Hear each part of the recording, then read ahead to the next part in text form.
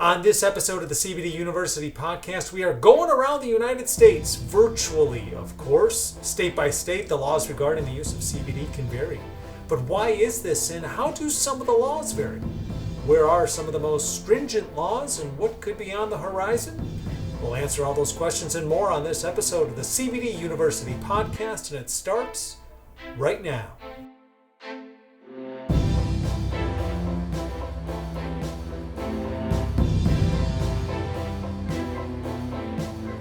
I'm Joe Augustinelli, the host of the CBD University podcast. If you are a returning listener, thanks for tuning in. And if you are a new listener, we are glad you found us on your podcast platform of choice.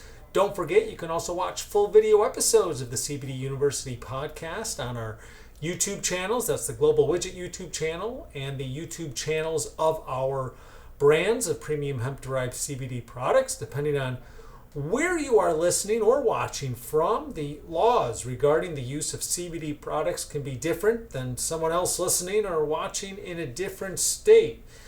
To sort this out and what it means for you, I welcome back our Chief Compliance Officer, Margaret Richardson, back to the podcast. Hi, Margaret. Hi, great to see you.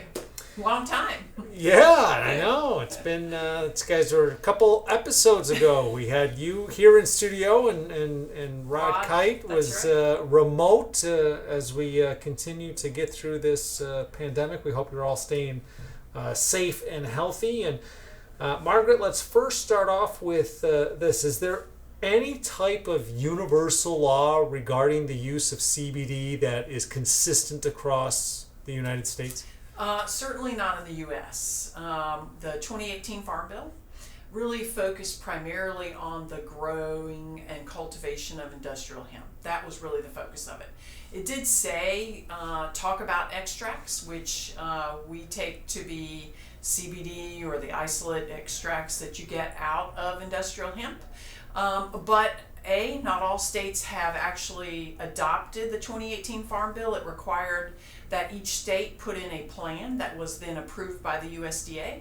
So at least 3 states don't have an approved plan right now. So in those 3 states, it's illegal not only to use CBD, but also to grow industrial hemp. The other states have adopted the 2018 Farm Bill and have approved plans, but where they fall on the spectrum really varies. And then technically not permitted in food, beverage, and ingestible products. Is that correct? From That's what I correct. have researched? Under the FDA. So the FDA has said, so just to do a step back, of course, the Food and Drug Administration has the right to regulate any foods that people ingest, and then of course all the drug, OTC, skincare products, etc. And the FDA has said, at least in guidance and letters, so they haven't put out a specific regulatory statement, but they've said that CBD as an ingestible product is not approved as generally safe and effective. That is the magic words, or people think of it as grass, generally regarded as safe and effective, as what you can put into a food ingredient. They have not yet listed CBD as a grass ingredient. So from their perspective, they kind of take regulatory discretion. They know that products are out there. They often send warning letters. They've obviously visited a variety of different manufacturers and given them 483s, which is kind of a warning about what you're doing wrong. But in contrast, some of the states actually positively allow CBD to be added to food. So for instance, we manufacture our products in Florida, and Florida put into place last year, July of last year, the Florida Food Hemp statute, which affirmatively allows you to put CBD in food. They regulate it similar to the FDA under GMP 117, but they say as long as you follow their rules in the state of Florida, you can add it to food. So it really does vary from not only the federal level, but also state by state. And which is a great transition to the next question. And we talk about that variation from state by state, and that goes right back to the FDA and awaiting any type of official That's right. regulations, correct? Yes, everyone is, basically waiting on pins and needles, hoping, crossing their fingers. Given kind of where we are right now with all the other things that the FDA and everybody has to worry about, it's unlikely that this is something they're going to get to right away, which of course I understand prioritization purposes. We continue to actively monitor. We are, the FDA did come out with a recent report to Congress. One of the things that they did ask about specifically was additional safety data or any type of adverse event data that companies had collected. We are one of the few companies that actually hire third parties to monitor our pharmacovigilance or adverse event data. So we are actually in discussions with the FDA to how to get them that information. Because as we get them more information, they can then make an informed decision about how to treat CBD under the current guidance. And from state to state, are there maybe different ways to categorize how different states classify CBD? Yeah, I mean, you can kind of put it in 4 buckets. I mean, again, there's slight gray variations, but there are clearly some states that say you can't do it, right? So South Dakota, Idaho, and Iowa are pretty clear about they're not happy about it. We know that they will definitely take product off the shelves if they see it. They will call you and tell you, we found your product. Now, interestingly, South Dakota is looking at potentially adopting something. So again, one of the key issues that you as a distributor or a wholesaler have, or a retail partner, is making sure that your manufacturer is paying attention. Because literally, the rules change all the time. So making sure that they're staying up with things. And then there's, of course, a certain set of states that said, yeah, hey, it's legal here. And a lot of those states, they will basically just have a statute that says kind of hemp and its extracts are okay. They may not go into a lot of detail, but you also know you can look on their websites. They'll give you an idea of whether or not or what enforcement actions they're taking. A lot of those states will also say that they don't allow it in food, but it's okay for topicals, for instance. So again, that variation. There's a large set of a third group of states that not only have they made it legal, but they've given you a lot of rules to follow. So as I said, we're in Florida. The Florida Food Hemp Permit was put into place. They have a large set of rules to follow, so you can spend a lot of time reading them. There are a lot of other states that have done that. Colorado's done it. Washington's done it. You see some states coming online this year. So Virginia will be adopting a new set of labeling rules. New York will be adopting a new set of labeling rules. Texas will. And again, every time they come up with that, then you got to make sure, like, what are the rules? Are we following them? What do we have to change? So asking your partner, are you doing that? Do you have somebody that's actually read these things? How are you guys going to keep up with it? And then unfortunately have a good group of states, about 28 or so, that it's kind of gray. They've adopted the 2018 Farm Bill, so they clearly want their farmers to grow hemp. The issue is you got to have a market for it. And the market for the textile uses, which is kind of what most people envision, is not that big. And really the end use, these extracts are where the largest market sits. And so those groups, a lot of them, they don't have anything official on record, but they will allow you to sell product in their state. And we touched on it a little bit earlier on, waiting on the FDA, and obviously with everything else they have going on right now, we know that it's probably going to be a little bit. Is there anything, though, on the near horizon, and we talked about some of the states, that may be changing, or whether it's making it more strict or less strict for consumers to get CBD products? I think you're definitely going to see more regulation.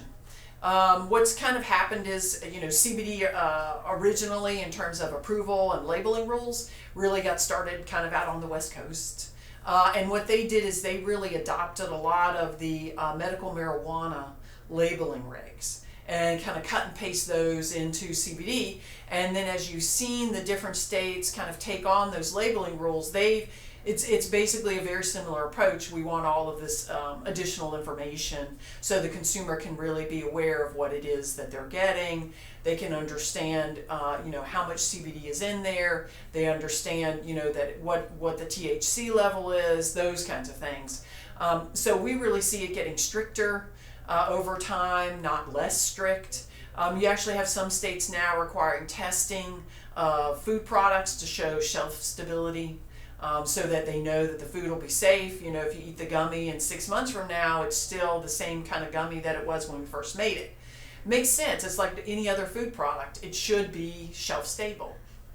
The consumer should know that when they buy the product, that it's safe, that it's not going to make them sick, and what the nutrition facts labels are, that people are actually doing the work to support that. So I think you're going to see it be stricter. If you look outside the U.S., just as a contrast, Canada has just implemented countrywide labeling guidelines that go into effect. And you'll see their labeling rules are it's probably about 200 pages long of rules to how you have to label your products. They'll let you sell them, but you got to do the work to support the label and whatever claims you're making on it.